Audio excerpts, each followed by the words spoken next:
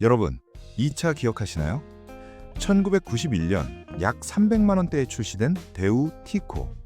당시 대한민국 최초의 경차로 불리며 전국을 누볐던 국민차였습니다. 그리고 2025년 현재 현대 캐스퍼.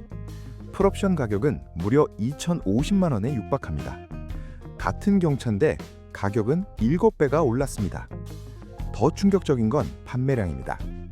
2012년 한 해 20만 대 이상 팔리던 경차는 2024년 10만 대 선이 무너졌고 2025년 현재 연간 7, 8만 대 수준으로 내려앉으며 역대 최저치를 경신하고 있습니다. 대한민국 경차 시장, 도대체 무슨 일이 있었던 걸까요? 오늘은 국민차에서 애물단지가 되어버린 경차의 비극을 파헤쳐 보겠습니다. 1983년 국민차 프로젝트. 이야기는 1983년으로 거슬러 올라갑니다. 두 차례의 오일 쇼크를 겪은 정부는 에너지 절감을 위해 국민차 보급 추진 계획을 세웁니다.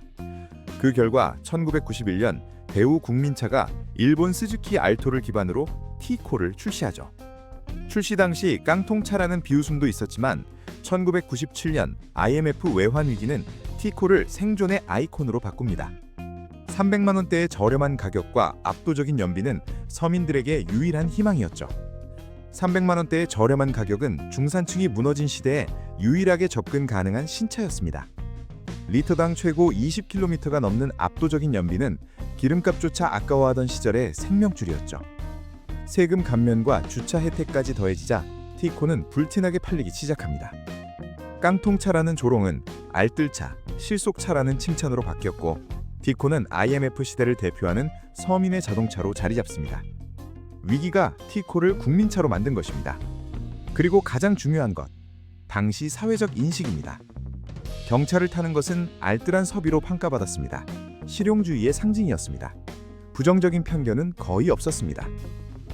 1990년대 중반 경차는 국내 자동차 시장의 무려 40%를 차지했습니다.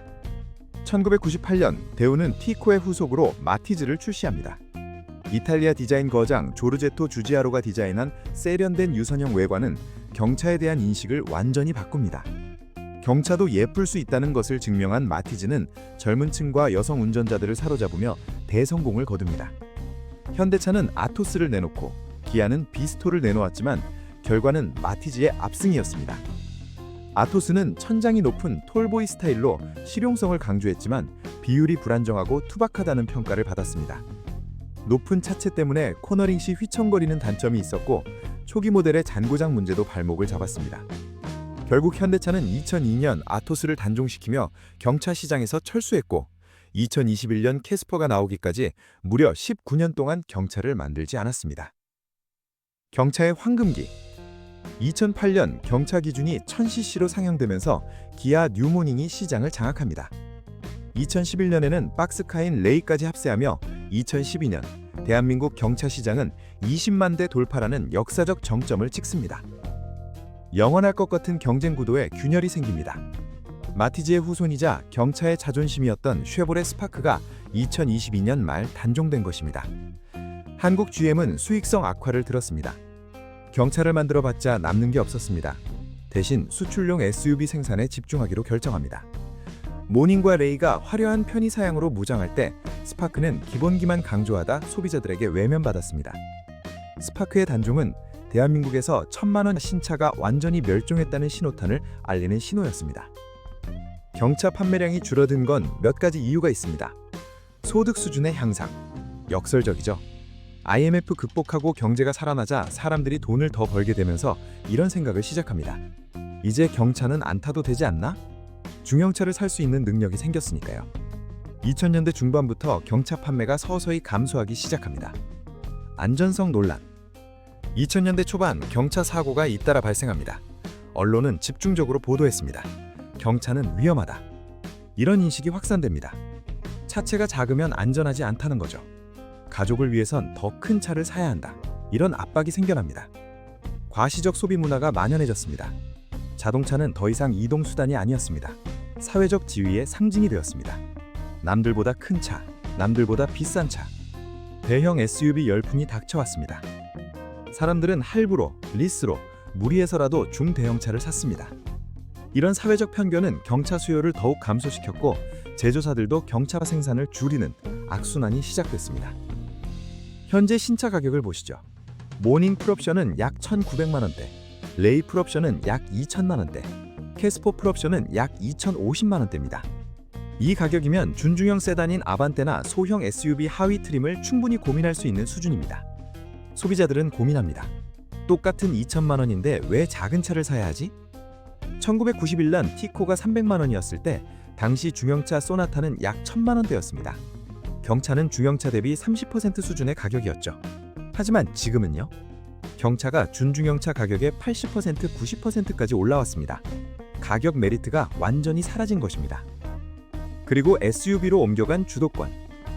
2030 세대의 라이프 스타일이 바뀌었습니다.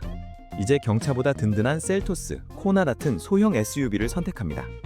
캠핑, 여행, 반려동물 동반 이동이 늘어나면서 작고 싼 차보다는 작아도 안전하고 세련된 차를 원하게 된 것이죠. 경차는 더 이상 젊은 세대의 첫 차가 아닙니다. 2024년 출시된 캐스퍼 일렉트릭은 더 이상 경차가 아닙니다. 주행거리를 확보하기 위해 차체를 키웠고 법적으로 소형차로 분류되었습니다. 제조사조차 이제 경차라는 규격 안에선 경쟁력이 없다고 판단한 것입니다. 경차의 미래는 전기차로의 전환 속에서도 불투명합니다. 중고차 시장의 역설. 흥미로운 점은 중고차 시장입니다. 신차는 안 팔리는데 중고 경차는 불티나게 팔립니다. 모닝, 레이, 스파크는 항상 중고차 거래량 톱5 안에 듭니다. 신차값이 2천만 원을 넘어가자 차라리 500만 원에서 1,000만 원대 중고 경차를 찾는 실속파 수요가 몰립니다. 새 경차를 살 돈으로 중고 준중형을 사는 게 더 합리적이라는 계산이죠. 고물가 시대의 씁쓸한 단면입니다. 결론, 경차는 부활할 수 있을까요?